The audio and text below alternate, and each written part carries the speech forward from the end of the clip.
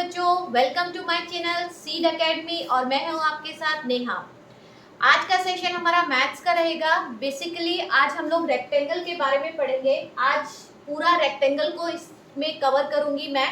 तो इसमें जो फॉर्मूलेज होते हैं रेक्टेंगल के, आपको बिल्कुल भी रटने की जरूरत नहीं है। इसमें हम फॉर्मूले रटेंगे नहीं, उन्हें हम देखेंगे कि वो ड्राइव कैसे होते हैं। और आप किसी भी डिफरेंट अगर आपके पास फिगर्स आती हैं तो आप उसमें वो फॉर्मूला लगा के अपने दिमाग से भी आंसर निकाल सकते हैं। तो चलिए देर ना करते हुए पहले स्टार्ट करते हैं कि रेक्टेंगल और उसकी प्रॉपर्टीज। बेसिकली बच्चों क्या होता है, जो रेक्टेंगल होता है आपने बहुत बार देखा होगा कि छोटे छोटे फर्स्ट सेकंड क्लास के बच्चों को भी हम लोग रेक्टेंगल शुरू करा देते हैं। और ये एक शेप है जो ज्योमेट्री में से ली गई है। तो यहाँ पर आप देख रहे हैं कि मैंने क्या किया है, एक रेक्टेंगल बनाया है। तो पहले मैं आपको रेक्टेंगल के बारे में थोड़ा सा छोटा सा बेसिक चीजें बताऊंगी कि सबको पता है कि रेक्टेंगल है ए बी सी डी है। इसमें इसकी 4 वर्टिसेस होती हैं बेटा। ये ए बी सी और डी वर्टिसेस होते हैं कॉर्नर्स। जब दो साइड आपस में मिलती है तो उनको क्या बोलते हैं, वर्टेक्स बोलते हैं। जो वर्टेक्स है यहाँ पे वो 4 है। और यहाँ पे आप देख रहे हैं कि साइड भी है जो 4 है। 4 लाइनों को मिला के ये एक रेक्टेंगल बना है।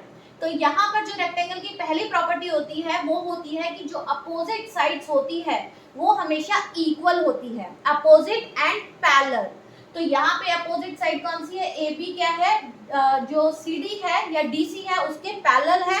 तो ये दोनों आपस में क्या होंगी, इक्वल होगी। This is the first property of rectangle.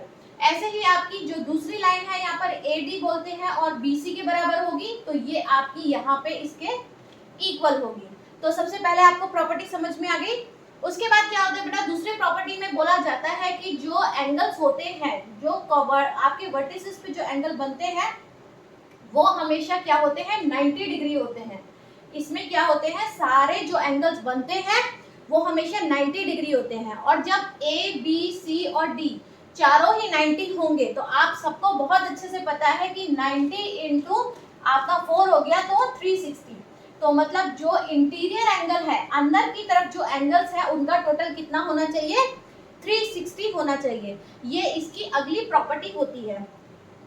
उसके बाद यहाँ से हम एक डायगोनल बनाते हैं। डायगोनल होता है कि अपोजिट जो आपके कॉर्नर्स होते हैं जब उन पे एक लाइन मैच की जाती है तो वो उसका डायगोनल कहलाती है। ये यहाँ पर क्या है, डायगोनल है। ये जो डायगोनल है वो ए से सी वर्टेक्स को जोड़ती है। ये जो डायगोनल होती है, यहाँ पर एक रेक्टेंगल में 2 डायगोनल्स होती हैं। मैंने इसको D1 का नाम दिया है और यहाँ से एक और मैंने डायगोनल बनाया है जिसको बोलेंगे D2। ठीक है, यहाँ पर आपको याद रखना है बेटा कि जो D1 होती है इसकी प्रॉपर्टी में D1 जो होती है वो D2 के बराबर होती है। ये बात आप हमेशा ध्यान रखेंगे। जो भी लेंथ ऑफ द D1, एक डायगोनल की जो लेंथ होती है वही दूसरी डायगोनल की लेंथ के बराबर होती है। लेकिन यहाँ पर जो एंगल बनते हैं डायगोनल से, ठीक है, जो भी एंगल बनते हैं यहाँ पर आप देख रहे हैं कि यहाँ पर 2 एंगल्स बन रहे हैं। एक एंगल ये बनता है, ठीक है, एक ये बनता है, एक ये बनेगा और एक ये बनेगा। यहाँ पर आप ध्यान रखेंगे कि जो एंगल्स बनते हैं ये एंगल इस एंगल के बराबर होता है और ये एंगल इस एंगल के बराबर होता है। लेकिन ये एंगल आपस में बराबर नहीं होते हैं। इसमें एक एक्यूट एंगल होता है और एक ऑब्ट्यूज एंगल होता है। तो आप इस चीज को भूलेंगे नहीं कि जब डायगोनल आपकी इंटरसेक्ट करती है, बाइसेक्ट ईच अदर करती है, बीच में एक दूसरे को काटती है, तो वहां पर जो एंगल बनता है वहां पर उसमें से एक एक्यूट एंगल बनता है और एक ऑब्ट्यूज एंगल बनता है जो आपस में इक्वल नहीं होता है। तो ये इसकी सारी प्रॉपर्टीज है जो हमने अभी इसके बारे में पढ़ी है। इसमें बेटा जो ए बी होता है उसको लेंथ बोलते हैं, जिसको हम एल से डिनोट करते हैं, या तो कैपिटल एल होता है या आपका स्मॉल एल से डिनोट किया जाता है। उसके बाद जो दूसरी साइड होती है उसको बोलते हैं ब्रेथ, या आप उसको बी भी बोल सकते हैं। ठीक है, तो कई जगह पर आप देखेंगे कि आपको बी लिखा होगा, कहीं जगह पर देखेंगे आपको एल लिखा होगा। तो ये आपका लेंथ और ब्रेथ होता है। तो होपफुली आपको प्रॉपर्टी समझ में आई होगी। सारी प्रॉपर्टीज यहाँ पर जो मैंने आपको बताई है कि कोई भी फिगर रेक्टेंगल है या नहीं है, अगर आपको पता करना है तो आपको ये ध्यान रखना है कि जो रेक्टेंगल है उसकी 4 साइड्स होनी चाहिए, उसके 4 कॉर्नर्स होने चाहिए। जो भी आपके 4 कॉर्नर्स पे जो इंटीरियर एंगल्स बनते हैं वो सारे 90 डिग्री होने चाहिए। जो आपके जो डायगनल्स है D1 into D1 is equal to D2 होनी चाहिए। दोनों जो एंगल बनते हैं जब आप डायगनल बाइसेक्ट करती है एक दूसरे के साथ, तो जो एंगल बनते हैं एक एक्यूट होना चाहिए, एक ऑब्ट्यूज एंगल होना चाहिए, अपोजिट साइड हमेशा इक्वल होनी चाहिए। तो ये हमारी क्या है, सारी प्रॉपर्टीज ऑफ रेक्टेंगल है।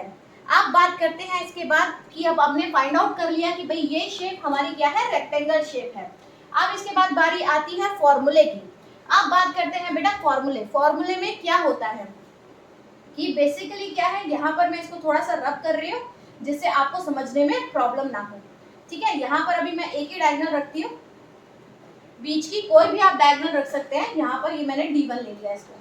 ठीक है, तो मोस्टली जो क्वेश्चन पूछे जाते हैं वो पूछा जाता है सबसे पहले एरिया ऑफ रेक्टेंगल। तो जब एरिया की बात की जाती है तो एरिया का मतलब होता है लेंथ इनटू ब्रेथ से। किससे बात होती है, लेंथ इनटू ब्रेथ से। तो यहाँ पर आपका लेंथ यहाँ पर ये है और ब्रेथ आपकी ये है। तो आपको अगर एरिया निकालना है तो आपको क्या फॉर्मूला लगाना पड़ेगा, लेंथ इनटू ब्रेथ। ओके, उसके बाद हम बात करते हैं पेरीमीटर की। किसकी बात करते हैं, पेरीमीटर की। पेरीमीटर होता है कि पेरीमीटर ऑफ द रेक्टेंगल होता है बेटा कि जब आप पेरीमीटर का, बहुत बच्चे कंफ्यूज हो जाते हैं एरिया और पेरीमीटर में। पेरीमीटर का मतलब होता है कि आपको उस चीज के अंदर नहीं घुसना है, कोई भी एरिया दिया है आपको उसके अंदर नहीं जाना है, सिर्फ बाहर से उसका चक्कर लगाना है या बाहर से उसकी फेंसिंग करनी है। तो अगर इसी फिगर को ले कि हमें इसके अंदर नहीं जाना है, तो अगर मैं यहाँ से अपना स्टार्ट करती हूँ तो पहले अगर मुझे पूरा इस एरिया को कवर करना है तो पहले मैं क्या करूंगी, A से B की तरफ जाऊंगी। ठीक है, तो A से B की लेंथ कितनी है, L है। ठीक है, फिर मैं क्या करूंगी, B से C की तरफ जाऊंगी। B से C की तरफ जो आपकी वो है वो आपकी B है। ठीक है, तो यहाँ पर मैंने B प्लस कर दिया इसमें। फिर मैंने यहाँ C तक पहुंच गई, C के बाद फिर मैंने D तक गई, तो D पे आपका क्या है, L है। और D से आप वापस A तक आए तो इसके लेंथ कितना है, B है। तो आप ये देख रहे हो कि अगर मुझे यहाँ से पूरा कवर करके इसको आउटर से अब वापस A की पोजीशन पे पहुंचना है तो मुझे ये पूरा एरिया कवर करना पड़ेगा। तो पहले मुझे L B इतना जो भी इनका लेंथ होगा उसको कवर करना पड़ेगा, जो आपका पेरीमीटर कहलाता है। इसी से आप क्या कर सकते हैं कि 2L हो गया, ये L प्लस L 2L हो गया, और B प्लस B आपका 2B हो गया। तो इसमें से 2 कॉमन निकाला तो L प्लस B हो गया। ये आपका पेरीमीटर हो गया, पेरीमीटर ऑफ द रेक्टेंगल। ये आपका पेरीमीटर ऑफ रेक्टेंगल कहलाता है। आप चाहे तो डायरेक्ट कर सकते हैं, आप चाहे तो इस फॉर्मूले को यूज कर सकते हैं।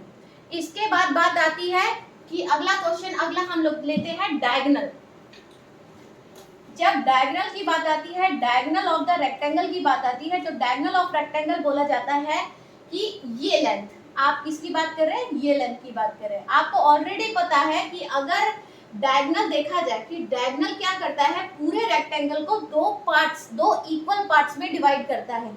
अगर मैं ये वाला पार्ट छुपा देती हूँ तो आप देखेंगे कि ये क्या है, एक रेक्टेंगल का ट्रायंगल बन रहा है। आप यहाँ पे देख सकते हो कि यहाँ पर क्या है, ये एरिया क्या है, एक ट्रायंगल बन रहा है आपके पास यहाँ पे ट्रायंगल, और राइट एंगल ट्रायंगल है।